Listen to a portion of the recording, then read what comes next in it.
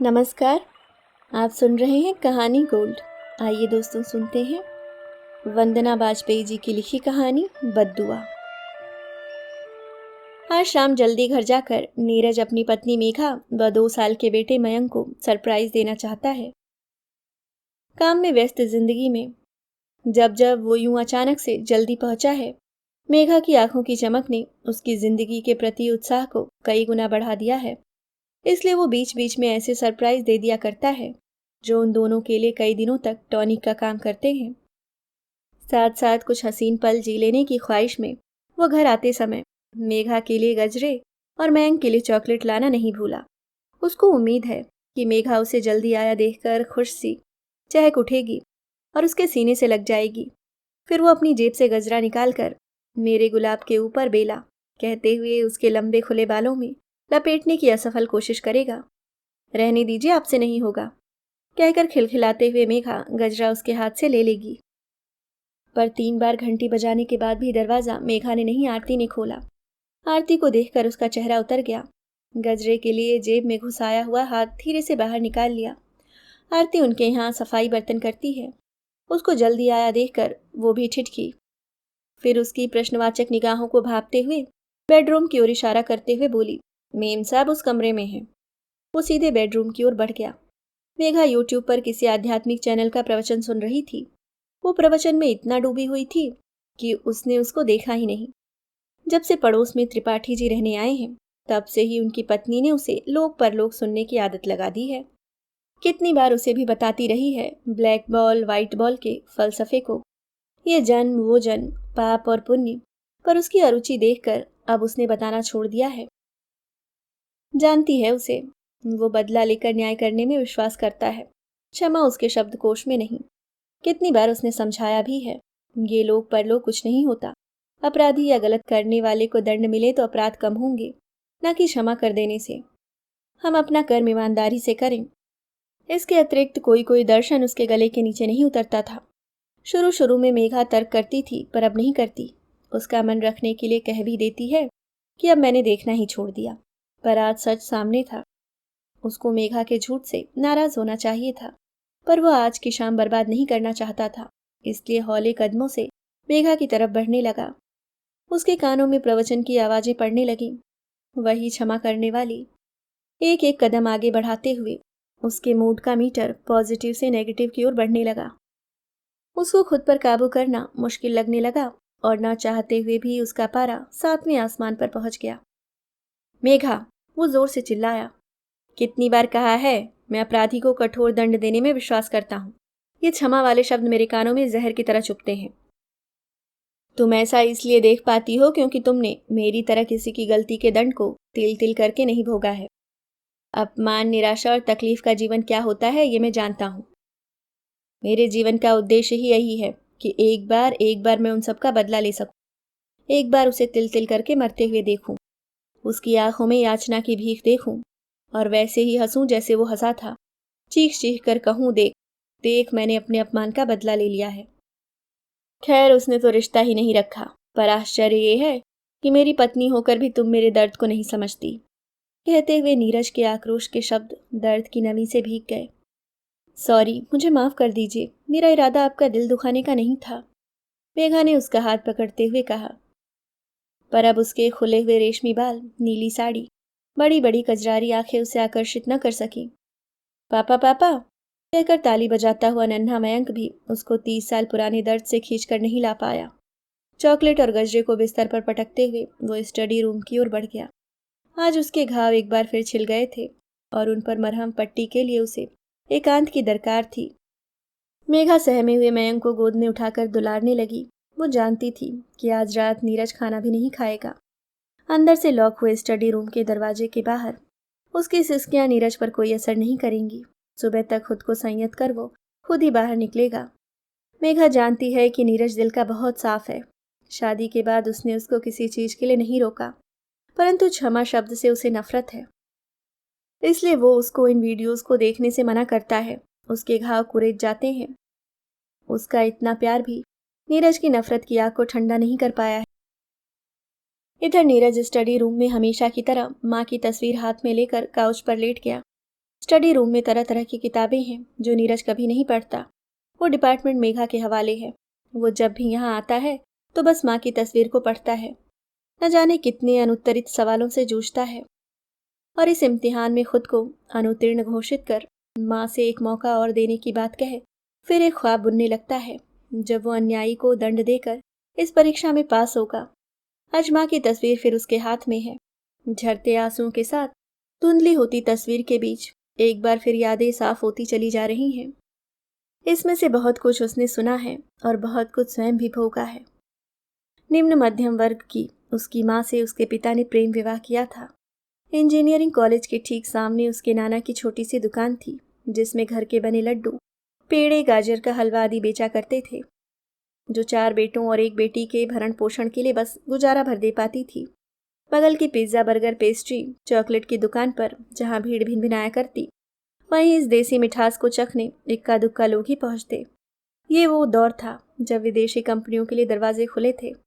तमाम छोटी बड़ी कंपनियों के साथ विदेशी खान पान भी भारत आया और युवाओं के सर चढ़कर बोलने लगा। पर नाना जी ने अपना देशीपन नहीं छोड़ा। नानी के बाद माँ ही ये सब बनाने लगी थी और कभी कभी अपने पिता की दुकान पर बैठ भी जाती। वहीं उसके पिता से उनकी मुलाकात हुई थी। माँ भी पिताजी को कुछ कुछ पसंद करने लगी।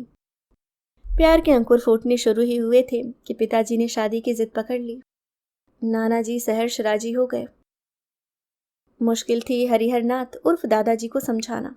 खानदानी रईस होते हुए भी बिना दान दहेज के मामूली परिवार की लड़की पसंद नहीं थी।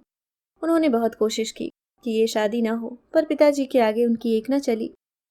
एक सादे समारोह में शादी के बाद माँ उस घर में बहू बन के चली गई, पर बहू के रूप में स्वीकार नहीं की गई। घर की तीनों बड़ी बहुओं ने तो जैसे उन्हें अछूती घोषित कर दिया था। दादी और दादाजी हर वक्त दहेज और लड़के को फंसा लिया के ताने देते रहते। आए गए के सामने भी कहते रहते, पता नहीं हैदराबाद में शादी भी की है या नहीं, या हमारी छाती पर यूं ही मूंग डालने के लिए उठा लाया है। आहत माँ के घावों पर पिताजी का प्रेम मलहम की तरह काम करता था, पर वक्त को कुछ और ही मंजूर था। विवाह के 3 महीने बाद एक एक्सीडेंट में पिताजी माँ को और माँ के गर्भ में आकर लेटे 3 महीने के नीरज को रोता कलपता छोड़कर चले गए। माँ तो उस घर में वैसे भी स्वीकार्य नहीं थी। पिताजी की 13वीं के दिन दादाजी ने रिश्तेदारों के सामने माँ को चोटी पकड़कर उनके बेटे को फांसने के अपराध में घर से बाहर निकाल दिया। माँ ने गर्भ में पलते शिशु का वास्ता दिया तो अजन्मा वो भी अवैध घोषित कर दिया गया। एक भी हाथ माँ की मदद को नहीं उठा, समर्थ को नहीं दोष गुसाई। भीड़ की नज़र में भी माँ अपराधनी थी। गरीब होने की, उनके पिता को फांसने की और एक अवैध बच्चे को उस परिवार पर मढ़ देने की कोशिश करने की। रोती कलपती माँ अकेले सफ़र कर नाना जी के पास हैदराबाद लौट आई। अपमान के दर्द से जलती अर्ध विक्षिप्त सी माँ चारों मामियों का काम करती और सारा दिन ताने सुनती। कई बार झगड़े में उसके ममेरे भाई बहन उसे अरे तेरे तो बाप का भी पता नहीं है कहकर अपमानित करते। उन्हीं में से किसी ने स्कूल में भी यह बात कह दी और फिर जब जिस बच्चे से उसका झगड़ा होता वो उसको नाजायज कहने से नहीं चूकता, गुस्से और अपमान से उसका खून खौलने लगता। मुट्ठियां भिज जाती, फिर माँ याद आ जाती, बंधन ढीले पड़ जाते, भींची हुई मुट्ठियां खुद ब खुद खुल जाती।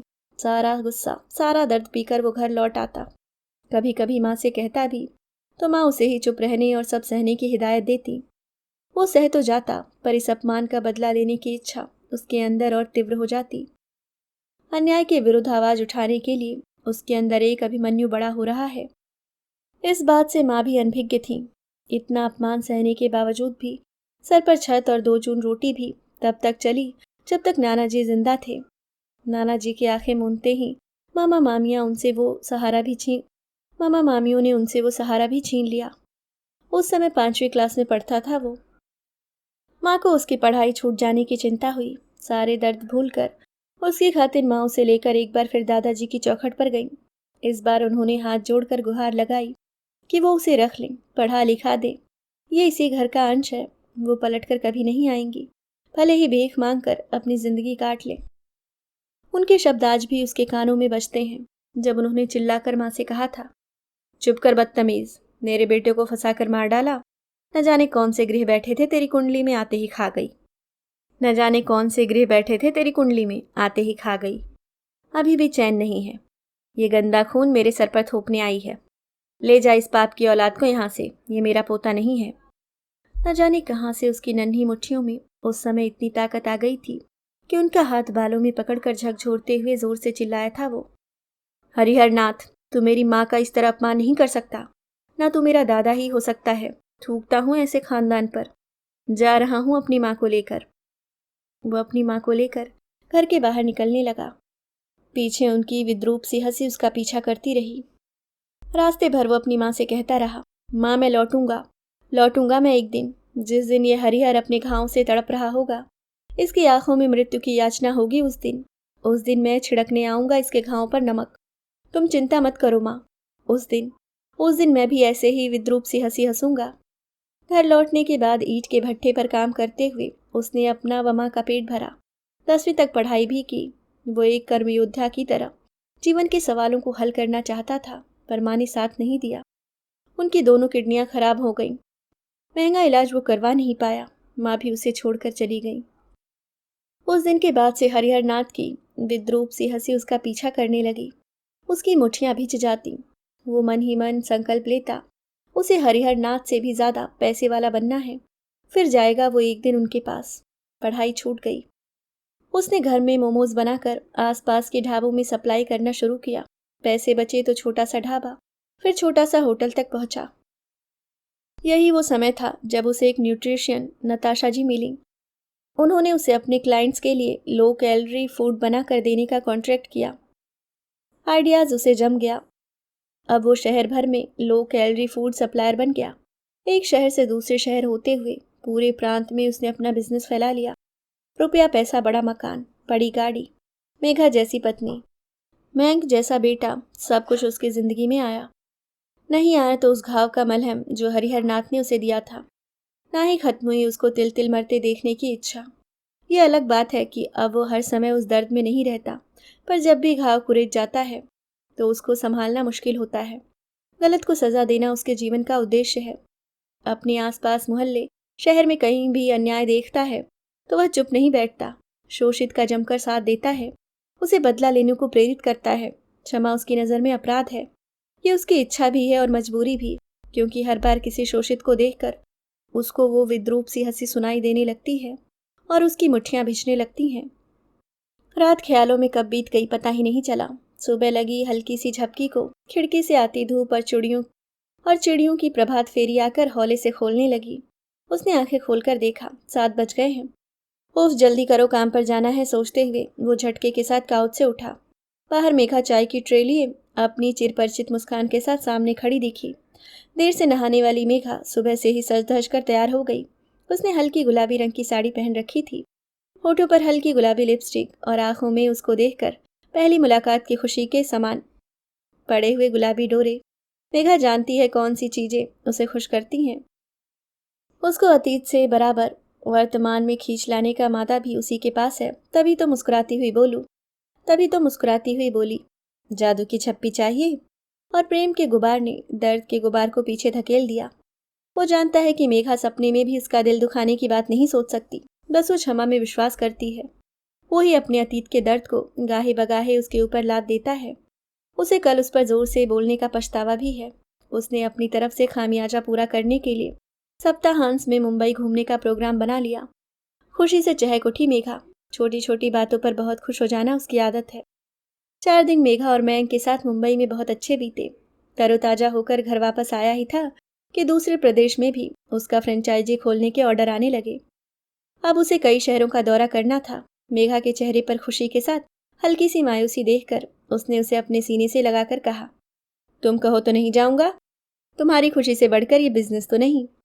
मेघा ने लाड में आंखें दिखाते हुए कहा, ना ना ना, ये तो मैं कह ही नहीं सकती। मैं आपके सपने को जानती हूँ।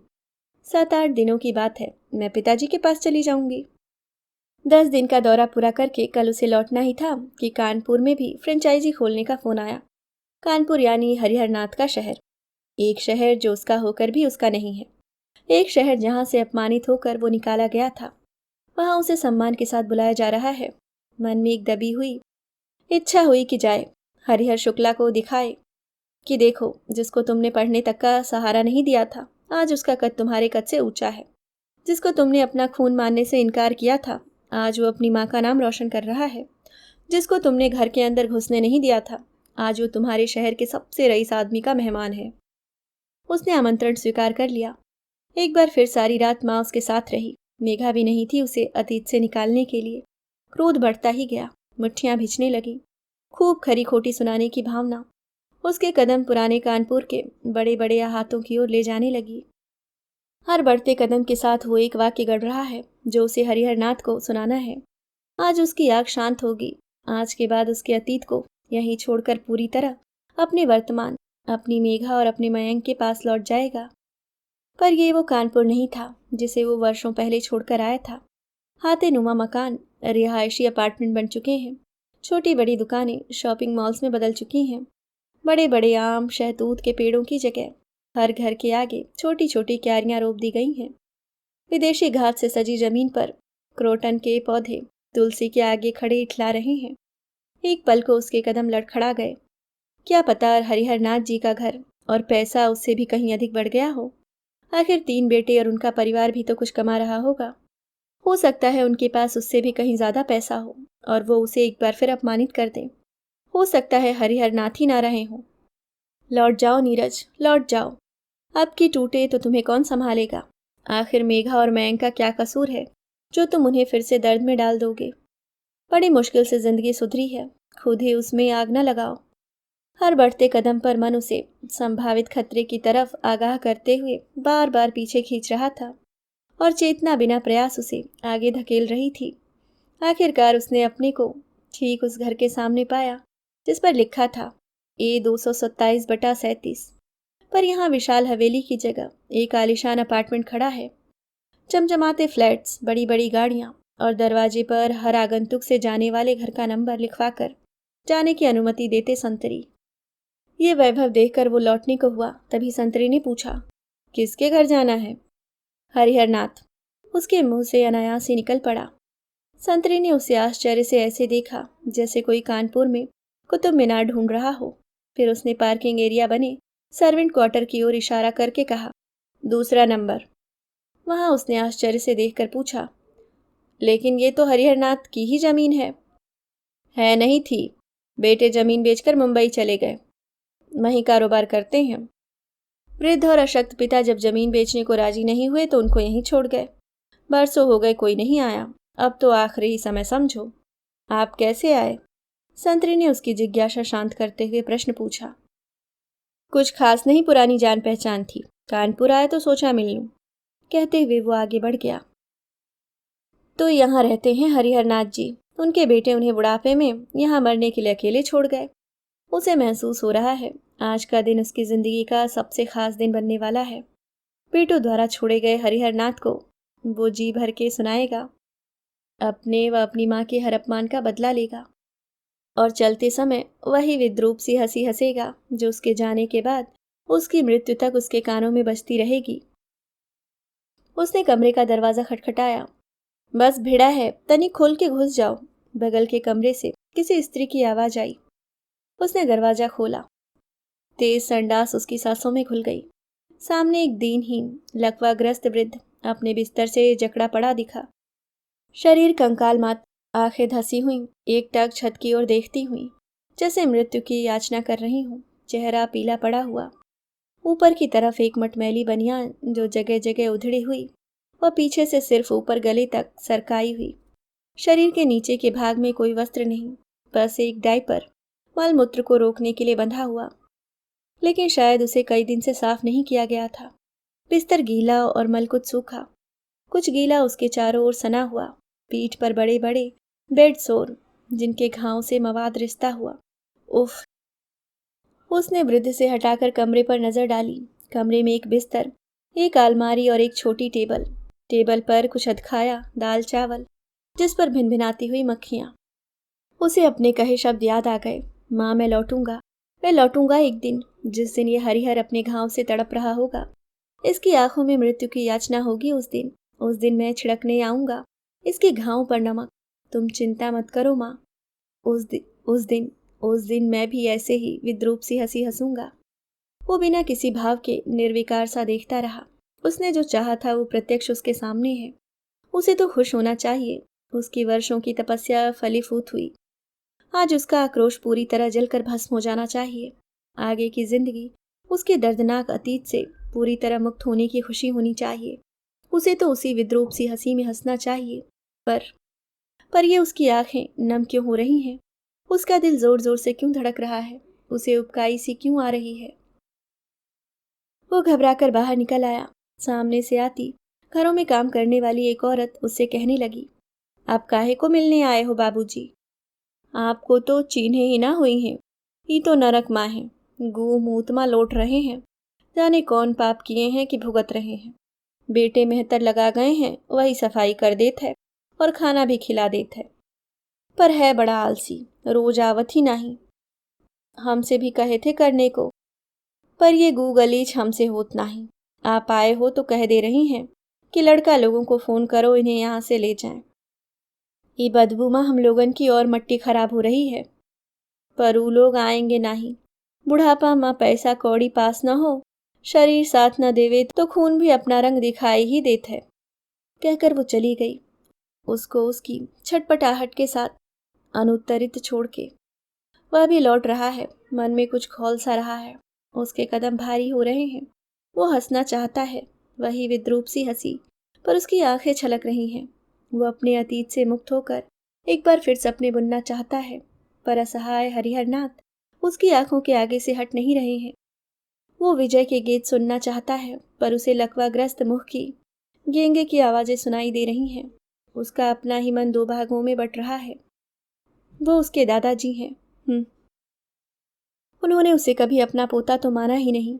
इस दुनिया में उसका कोई अपना है तो सिर्फ मेघा और मयंक। आज उन्हें मदद की जरूरत है। मदद? हाँ हाँ, हरिहरनाथ अपने कर्मों की सजा भुगत रहा है। बड़ा खून खून करता था। अभी तो उसे भी और बहुत कुछ सुनाना चाहिए। वो एक इंसान है, वही इंसान ना जिनकी वजह से उसका और उसकी माँ का जीवन बर्बाद हुआ। आज वो असहाय है तो उसे चक्कर आने लगा। खुद को संभालने के लिए वो वहीं पिलर पकड़कर खड़ा हो जाता है। उसे मेघा दिखाई दे रही है, ठीक उसके सामने खड़ी हुई। उसके दिमाग का ये सब अंतर्द्वंद जरूर मेघा की ही संगति का ही असर है। वो उससे नाराज होना चाहता है, पर वो तो मुस्कुरा रही है। कुछ कहने के लिए खुले होठ जड़ से हो जाते हैं। मेघा अभी भी मुस्कुरा रही है, मौन होकर भी उसकी आंखें जैसे बहुत कुछ कह रही है। शायद वही व्हाइट बॉल ब्लैक बॉल का फलसफा। शायद वही जो 100 बार कहा है कि बद्दुआ देना भी सबके बस की बात नहीं। कई बार उस इंसान को उस रूप में देखने में भी हमारा दिल दुखता, जिसकी वर्षों बद्दुआ दी होती है। यही तो अपने अपने संस्कार हैं। वो फिर से तर्कों से उसे चुप कराना चाहता है, पर नहीं, उसके तर्क ध्वस्त हो रहे हैं। मेघा अभी भी मुस्कुरा रही है। वो उसकी खुली हुई बाहों में किसी शिशु की भांति सिमट जाना चाहता है, सारे तर्कों से दूर, निश्चिंत। वो मेघा की तरफ अर्ध चेतना के साथ आगे बढ़ रहा है। तभी एक गेंगे कुछ अस्पष्ट सी आवाजें सर्वेंट क्वार्टर के रूम नंबर 2 से उसके कानों में पड़ती हैं। साथ ही पास से गुजरती कुछ काम वालियों की आवाजें भी। बुढ़ा मरे तब जान छूटे, जब देखो तब गेंगे। एक पल को उसके कदम ठिठक जाते हैं और पलटकर सर्वेंट क्वार्टर के कमरा नंबर 2 की ओर चल पड़ते हैं। वो अपनी जेब से मोबाइल निकालता है और मेघा को फोन लगाता है। हेलो हेलो मेघा, दादाजी की तबीयत बहुत खराब है। मैं उन्हें अपने साथ ला रहा हूँ। उन्हें सेवा की बहुत ज़रूरत है। अभी आप सुन रहे थे वंदना बाजपेयी जी की लिखी कहानी बद्दुआ।